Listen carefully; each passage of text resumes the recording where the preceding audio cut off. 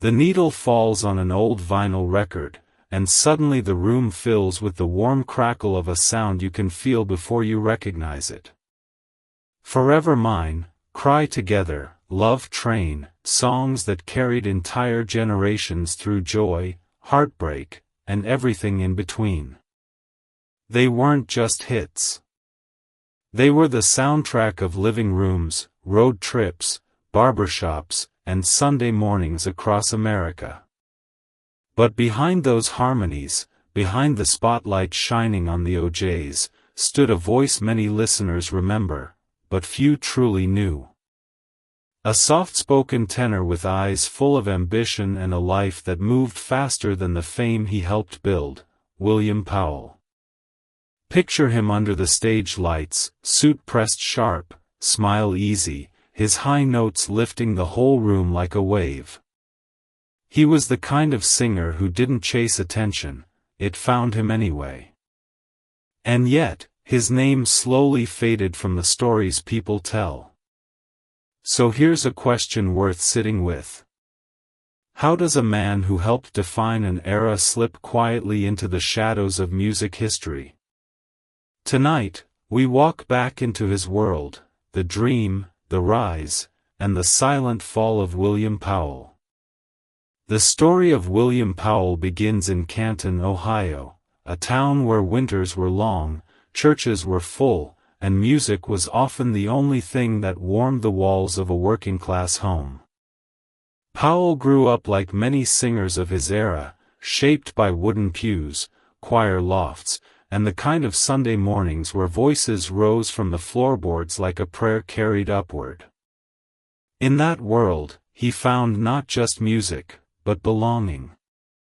And long before stages and bright lights, he understood that singing could lift a boy higher than circumstance ever could.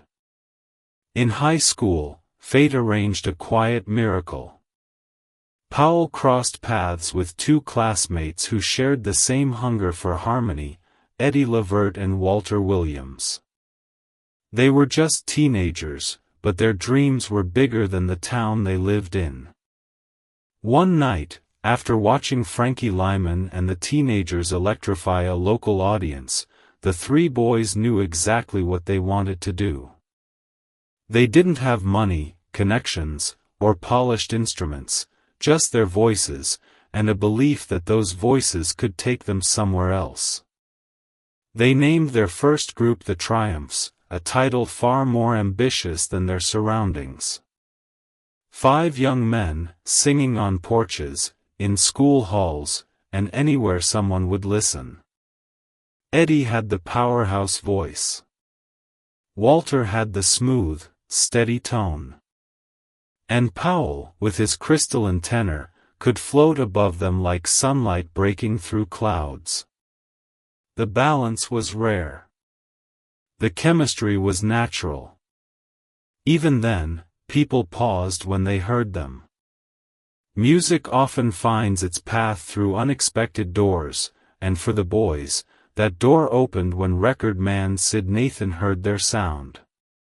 He wasn't looking for perfection, he was listening for potential. And he believed they had it. Nathan signed them to King Records, James Brown's label, and changed their name to the Mascots. It was their first real taste of the industry. They recorded 4 singles, each one carrying hope inside the grooves. But hope alone couldn't push the songs up the charts, and the records quietly slipped under the radar. Still, every stalled beginning leaves room for another first chance. That chance arrived in the form of a Cleveland DJ known as Eddie OJ, a man with an ear for voices that deserved a spotlight. He loved their music, not the numbers, not the sales, but the sound. And sometimes, that's all a young group needs, one person who hears something the world hasn't recognized yet. Eddie OJ became their manager and, in a way, their defender. To honor them, he gave them his own name. They became the OJs. Under his guidance, the group began playing bigger shows, learning how to command a stage the way seasoned performers did. They were invited to collaborate with Smokey Robinson and the Miracles, a moment that told them they were getting closer to the door they had been knocking on for years. Eddie O.J. reached out to Berry Gordy at Motown, hoping to land the group a deal, but Motown was overflowing with talent at the time. Instead, Gordy connected them with another key figure, AGB Barnum in Los Angeles. Los Angeles was a different world. The air was warmer, the nights were brighter, and opportunity seemed to hang over every street. The OJs performed relentlessly, recorded new singles like Lonely Drifter and Lipstick Traces, and even sang background vocals for Nat King Cole. Imagine Powell, still barely out of his teens, standing behind one of the greatest voices of the century. It should have been the moment that changed everything. But the industry can be unpredictable, and once again, the success they hoped for didn't come. Dreams don't disappear easily, though. When Los Angeles didn't open the right doors, the group went back home to Ohio to regroup. And strangely, returning home became the turning point. Performing at the Apollo Theater, they crossed paths with the Intruders, who were signed to the rising songwriting team Gamble and Huff. The Intruders liked what they heard, and they knew someone else who would too. Gamble and Huff listened. And this time, the sound stuck.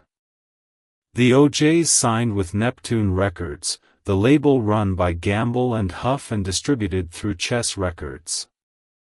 Their single, One Night Affair, earned attention, enough to feel like the ground beneath them was finally shifting. But when Leonard Chess died suddenly, Neptune collapsed, scattering every artist on the label, including the OJs. It was a blow that would have ended most groups. But not this one. Not Powell, Eddie, and Walter. They held on, to their partnership, to their dreams, and to one another. Because by now, they weren't just three singers. They were brothers built from the same struggle. And just beyond the darkest stretch of the road, the breakthrough they had waited a decade for was finally waiting. The early 1970s arrived like a door swinging open, and for the first time, the OJs stepped through it with the wind at their backs. The group had survived label collapses, broken contracts, and years of chasing opportunity across the country. But nothing shaped them more than the moment they became a trio, Eddie Levert, Walter Williams, and William Powell standing shoulder to shoulder, voices blending tighter than ever before. Sometimes, losing people can break a group. But in their case, the loss sharpened the sound. It made space for Powell's tenor to shine like a new instrument the world hadn't noticed yet. Even when Motown came knocking with a brand new label under the Holland-Dozier-Holland team, the trio stayed loyal to Gamble and Huff. Loyalty meant something then, especially among black artists who understood what it felt like to be overlooked, underpaid, and misunderstood. The choice to stay wasn't strategic. It was personal. They believed in Gamble and Huff's vision, and Gamble and Huff believed in theirs. Soon after, that faith was rewarded. Philadelphia International Records was born, not just a label, but a sound. Smooth strings, bold horns, deep grooves, and lyrics that cut straight through the noise of the decade. Eddie and Walter delivered the fire and the smoke. But Powell, he brought the air you breathed between the notes. In August 1972, everything changed. The album Backstabbers hit the shelves, wrapped in the Philly soul polish that would soon define a generation. But inside the studio, the story started differently. The title track, Backstabbers, wasn't a song they immediately loved. In fact, the group pushed back. It felt unusual, maybe too sharp, maybe too different. But Gamble and Huff insisted, hearing a hit the group couldn't hear yet. When the record dropped, the world answered for them. The song shot to number 1 on the Soul chart and reached number 3 on the Billboard Hot 100. The groove was irresistible, dark, silky, rhythmic. Powell's tenor was the secret thread woven throughout the harmony, tightening the tension with every word. The OJs were no longer just a hard-working trio from Canton. They were a national voice. But the true breakthrough wasn't Backstabbers. It was the locomotive of hope that followed, Love Train. Love Train didn't just top the R&B charts, it hit number 1 on the Billboard Pop chart, their first and only song to do so. Imagine Powell singing those bright harmonies, the rhythm lifting the room like hands raised in celebration. The song became an anthem, crossing racial lines during a time when the country desperately needed connection. Black, white, old, young, people danced to the same beat, even if just for 3 minutes. With success came momentum. The Backstabbers album went platinum, sending the trio to stages bigger than anything they'd imagined. Crowds filled arenas, church suits turned into tailored stage wear, and the spotlight pulled them deeper into the world of fame. Women chased them backstage, calling Powell's name with a kind of devotion only the 1970s could produce. Eddie had the powerhouse grit. Walter had the velvet. But Powell, he had the high notes that felt like a heart opening. The pretty boy of the group, charming without trying, the one whose smile lingered long after he left the stage. Just 1 year later, in 1973, lightning struck again. They released Ship Ahoy, another masterpiece layered with social commentary, lush orchestration, and the unmistakable Philly soul heartbeat. The song, For the Love of Money, became an instant classic, its bassline unforgettable, its message timeless, its edge sharper than most soul records dared to be. Powell's floating harmonies carried the chorus with a tension that matched the lyrics, money lifting some people up, destroying others along the way. The album went platinum. The tours expanded.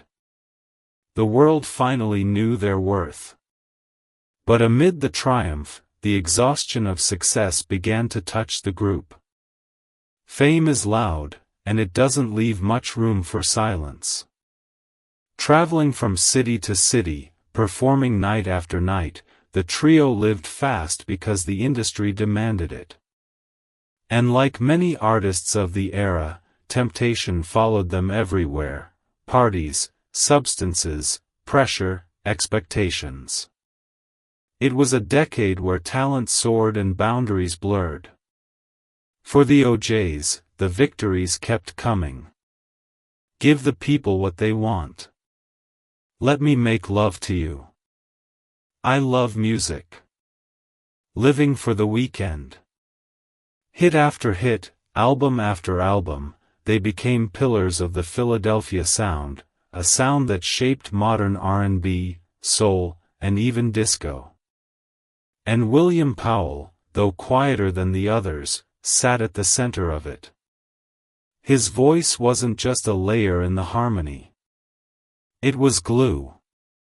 It was architecture. It was the element that made the blend unmistakably theirs. But while the world saw the glow, the shadows behind Powell were growing longer. He was rising higher than he'd ever dreamed. And yet, quietly, something inside him had begun to crack. Success can dazzle from the outside, but on the inside, it asks for a price. As the OJs climbed higher, the pressure wrapped around William Powell like a quiet storm. Late nights blurred into early mornings, and the road became a place where applause hid exhaustion, and hotel rooms hid everything else. Somewhere along the way, heroin, the drug that swept through the music world of the 70s, found him. It didn't arrive loudly. It slipped in like comfort. And comfort can be dangerous. At first, no one noticed anything beyond the long tours and the constant travel. Powell was still smiling, still hitting the high notes that made crowds rise to their feet. But slowly, things began to shift. He missed rehearsals. He arrived late to shows. Some nights, he stepped onto the stage when his eyes were a little too dim, his balance a little too loose.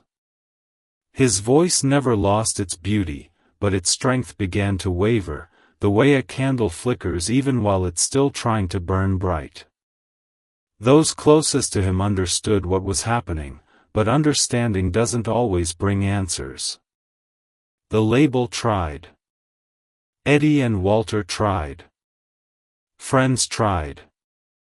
But Powell, honest to the core, told them he had no intention of stopping. "I like it," he said, a simple admission that revealed how deep the struggle had already gone. Addiction wasn't a rumor whispered behind closed doors.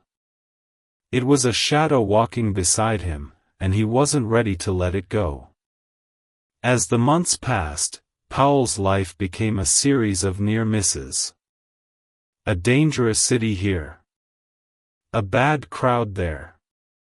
The kind of stories every touring musician collects, except Powell's stories carried an edge.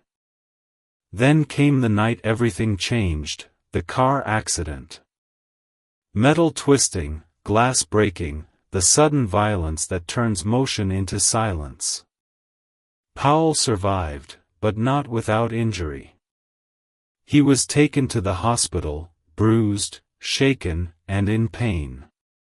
What the doctors discovered during treatment was something no one expected. Colon cancer. A diagnosis that hits like a cold wind, even for a man who had walked through years of hard living. He returned from the hospital acting as if everything was fine, wearing the same smile he carried on stage, the one fans adored. But behind that smile, his body was beginning to fail him. Rumors swirled, a robbery, an assault outside an after-hours club, whispered stories of people taking advantage of a weakened man. No one knows which versions were true. What everyone agrees on is this: Powell was becoming too sick to tour. Too weak to keep up. Too fragile to keep pretending the stage could carry him forever. Still, he didn't abandon the music. He stayed in the studio as long as his strength allowed, recording harmonies, blending his voice into the sound he helped create. There's something heartbreaking about that, a man singing through pain, knowing his notes might outlive him. His voice on those final recordings feels softer, almost distant, like it's already fading into the background of time. Eventually, the hardest decision had to be made. The OJs brought in Sammy Strain to replace him on the road. Not because they wanted to, because they had to. Performances were their livelihood, their obligation, their promise to fans. Powell understood. But understanding doesn't soften the sting of being separated from the thing you loved most. As his health worsened, his world became smaller. Studios turned into hospital rooms. Stages turned into quiet nights at home. Fame became something observed from a distance rather than lived. Powell was only in his mid-30s, but sickness ages a man faster than years ever could. His once bright eyes dimmed. His body weakened.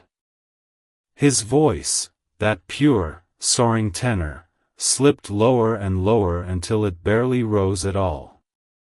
On May 26, 1977, the music stopped for William Powell. 35 years old. A life that had given the world platinum records, iconic harmonies, and a sound that helped define the Philadelphia soul era, ended before most people even know their place in the world. News of his passing did not dominate headlines. There were no major specials, no national tributes.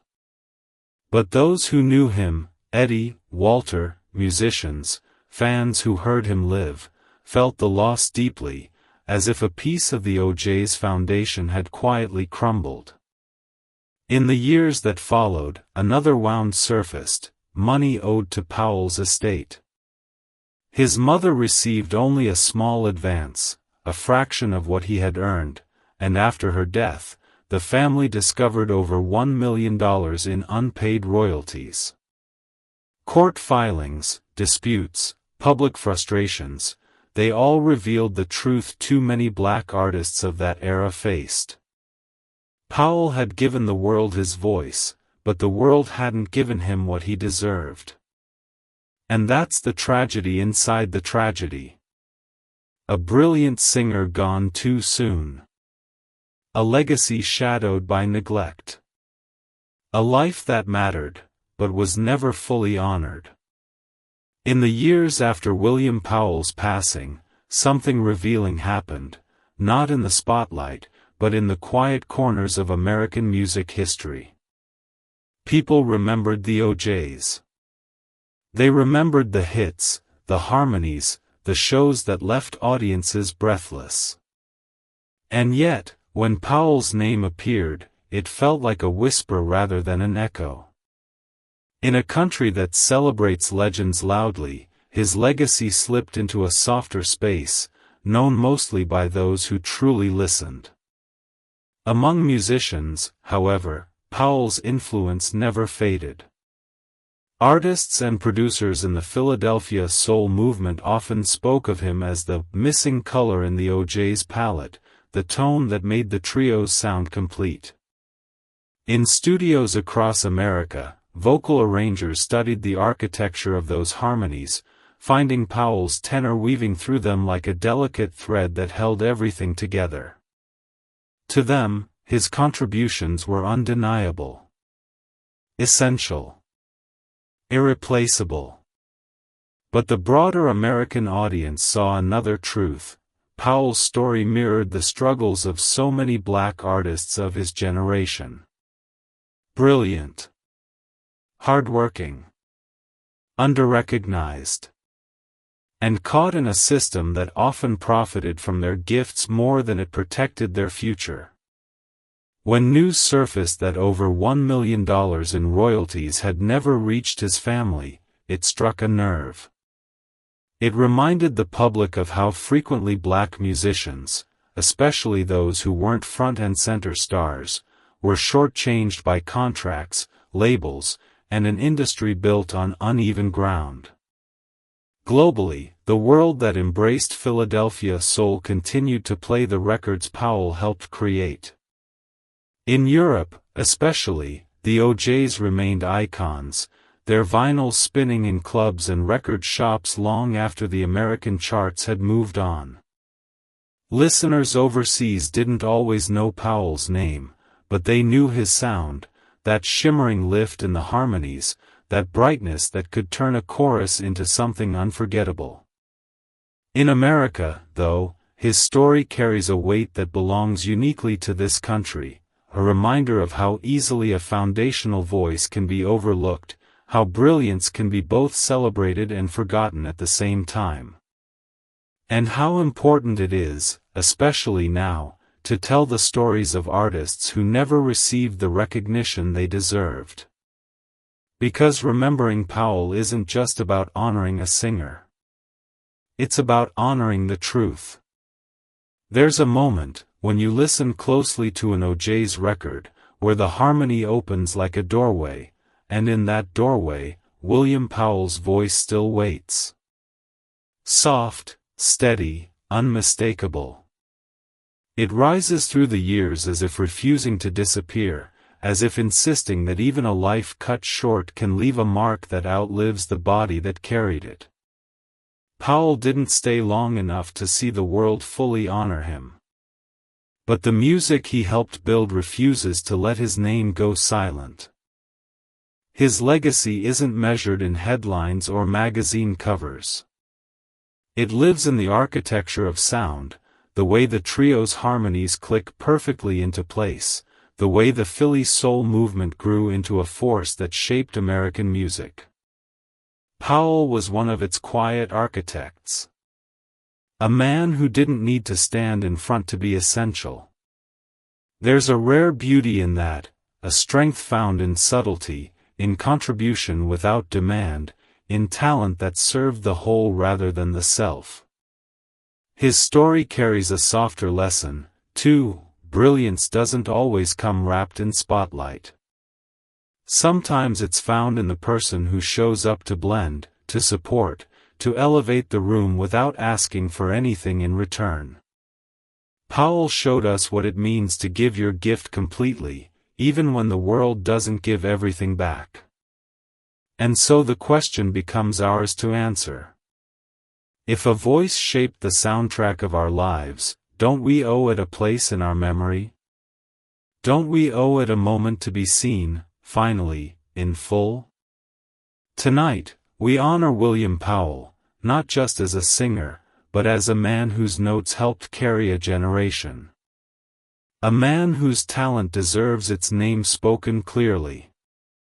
A man whose life reminds us how fragile brilliance can be, and how powerful it becomes when we choose not to forget. If this story brought someone to mind, a musician, a memory, a moment, feel free to share it below. These stories live longer when we carry them together. And if you'd like more journeys like this, stories that shine a light on the artists who shaped our world, we'd be grateful to have you with us. Until next time, keep their stories alive.